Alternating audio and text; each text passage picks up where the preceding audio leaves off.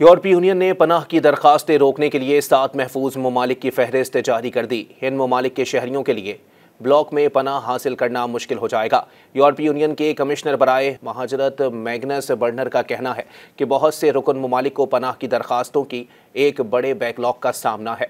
यूरोपीय यूनियन ने 7 ममालिक की एक फहरिस्त जारी की है जिन्हें वो महफूज समझता है, क्योंकि इस इत्तेहाद के रुकन ममालिक तारिकीन वतन की वापसी में तेज़ी लाना चाहते हैं। डॉन अखबार में शाया फ्रांसीसी खबरसां इदारे AFP की रिपोर्ट के मुताबिक इस फहरिस्त में कोसोवो, बांग्लादेश, कोलंबिया, मिस्र, भारत, मराकश और ट्यूनिस शामिल हैं। ताहम यूरोपीय यूनियन के लिए ज़रूरी है कि इस इक़दाम के निफाज से कबल ब्लॉक की पार्लियामेंट और अरकान की मंजूरी ली जाए।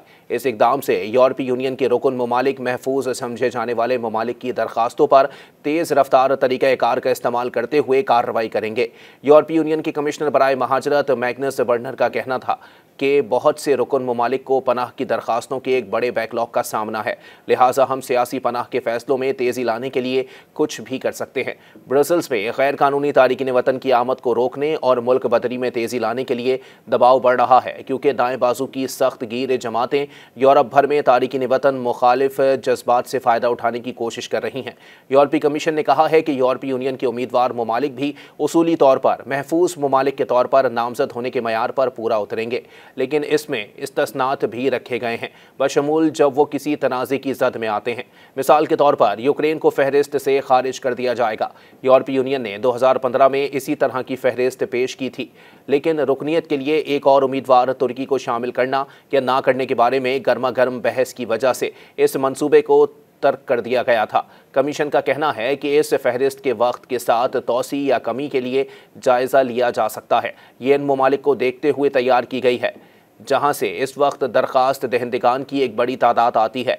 यूरोपीय यूनियन की कोशिशों का मकसद कवानीन को हम आहंग करना और इस बात को यकीनी बनाना है कि तमाम अरकान के पास एक ही बेस लाइन है। कमीशन का कहना है कि सियासी पनाह के मुकदमात का इनफरादी तौर पर जायज़ा लेना होगा।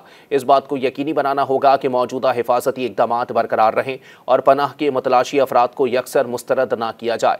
इस मनसूबे को नाफिजुल अमल होने से पहले यूरोपीय पार्लियामेंट और रुकन ममालिक की जानिब से मंजूर किया जाना ज़रूरी है। ताहम इस कानून को पहले ही सिविल सोसाइटी की जानिब से तनकीद का निशाना बनाया जा चुका है और बाज़ ग्रुप्स ने ट्यूनिस और मिस्र जैसे इंसानी हुकूक के ख़राब रिकॉर्ड वाले ममालिक में इसको शामिल करने पर अफसोस का इजहार किया है। इंटरनेशनल रेस्क्यू कमेटी की मैरोन अमीहा किंगमैन ने इस तजवीज़ को पनाह गुज़ीनों के हुकूक को खोखला करने और रोकने की तरफ वसीतर रुझान का हिस्सा करार दिया।